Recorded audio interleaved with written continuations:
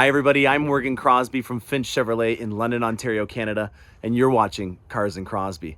I've got a Corvette related episode. We're going to be comparing a convertible from the C7 and the C8 generation. I also have two more Corvettes that are coming in. And right now I want to go through a little bit of something that I've been working on.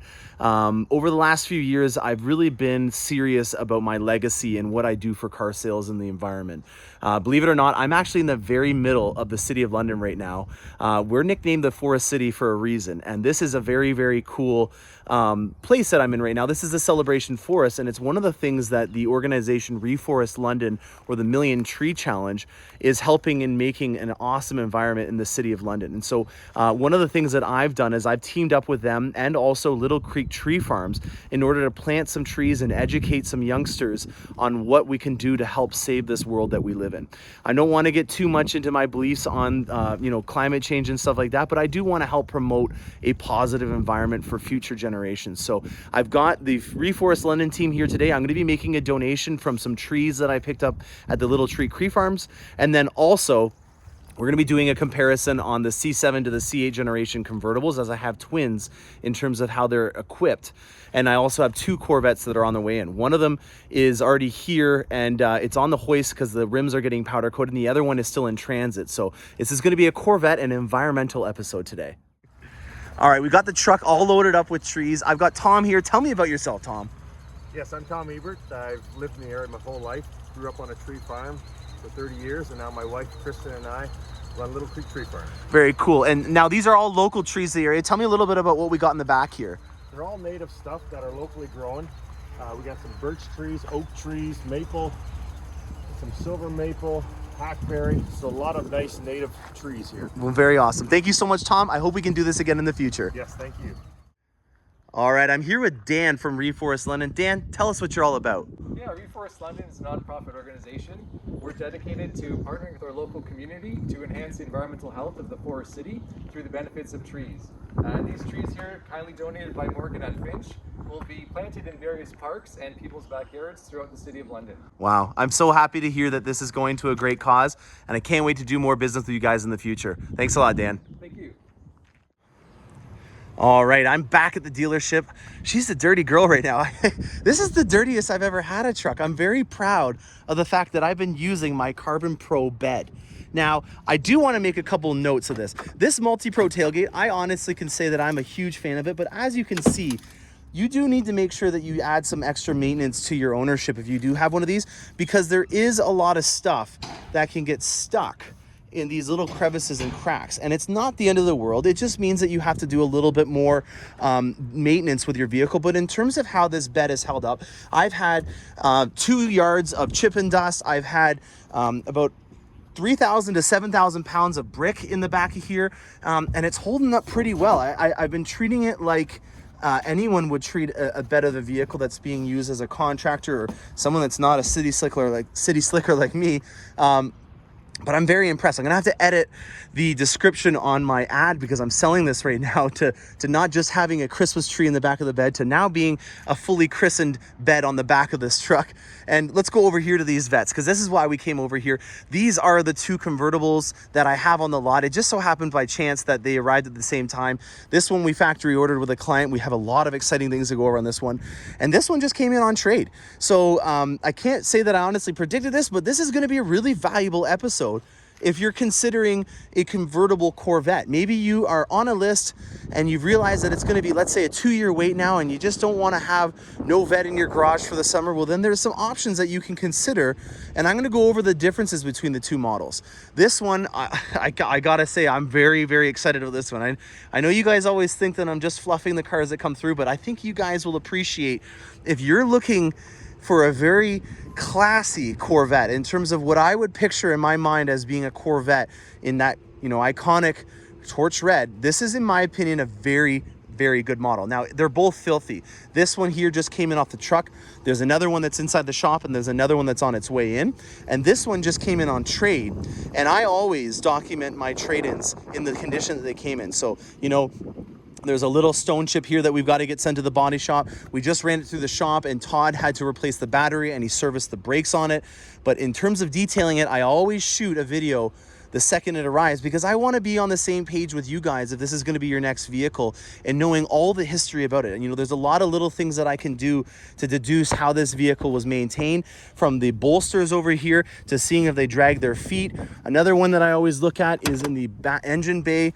I always take a look to see if, let's say, they were using a power washer on it. These here chip off extremely easily. So if you did power wash your engine, you would see these flaking off. That's another good sign.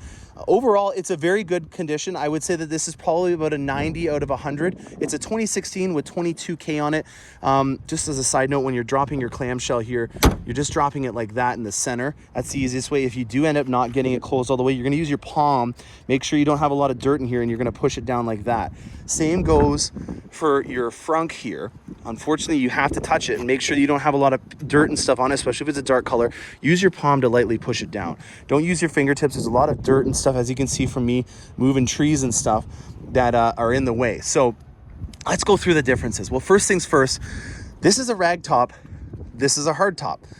Pretty obvious difference. This thing is going to make it so that the ambient road noise that comes inside of the vehicle is significantly less. So in terms of creature comfort items, I would say that this one is more of your raw Corvette experience that's going to have the passion, the character, and the soul that comes from the road noise, the louder exhaust that's on this. Yes, this has the louder exhaust. This is a performance exhaust, but the C7s in general, in my opinion at least, have a louder exhaust.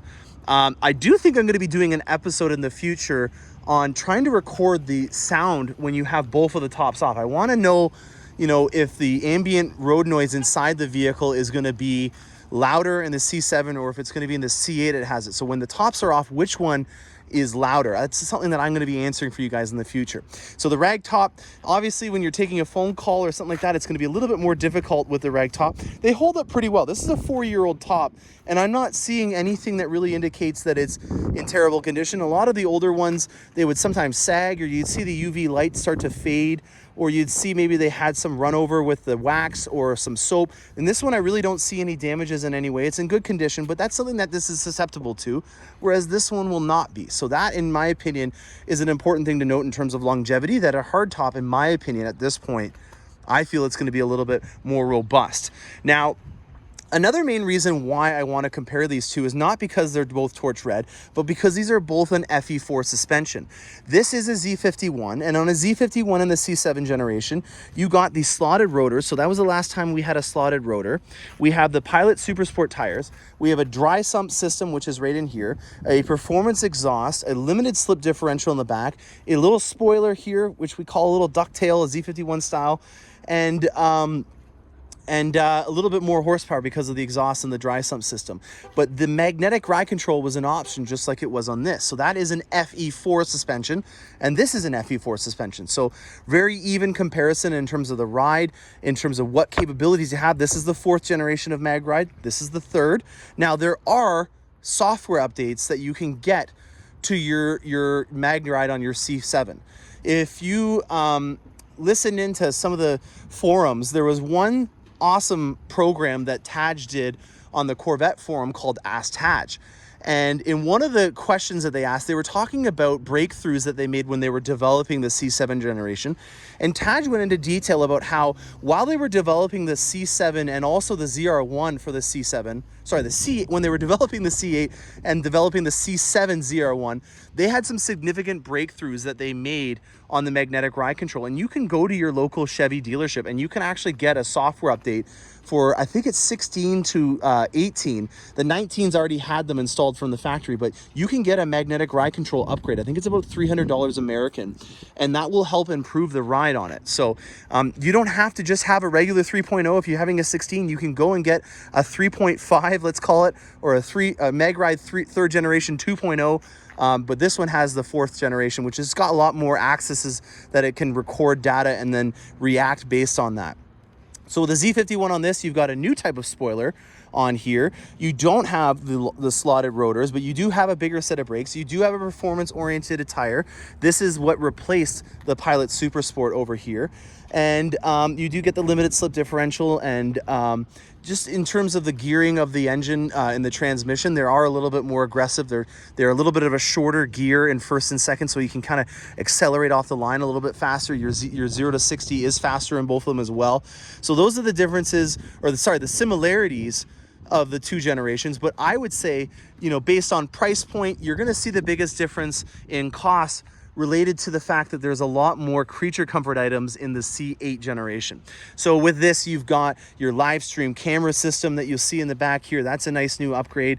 You've got an even more advanced sound system. You've got things like carbon fiber that you can put inside the interior on the door sills now, not just on the dash.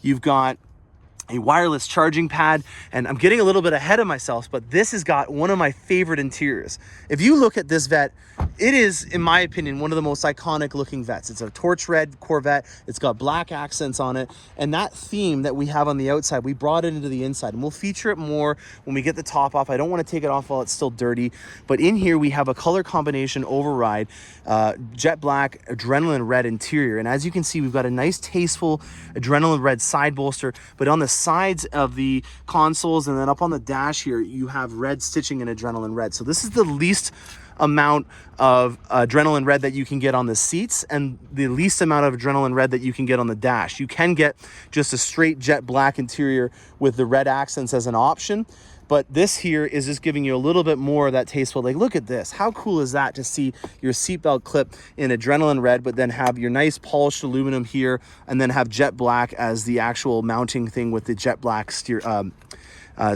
I think that is a really thoughtful build. It looks like it was all done from the factory as one consistent design, and in my opinion, the owner is a very lucky person. I'm very excited to see their face when they pick up this one, because like I said, this is an iconic Corvette. If I close my eyes and think about what a Corvette is, I think of it in torch red, and it's got the perfect amount of accents to make it look very exotic.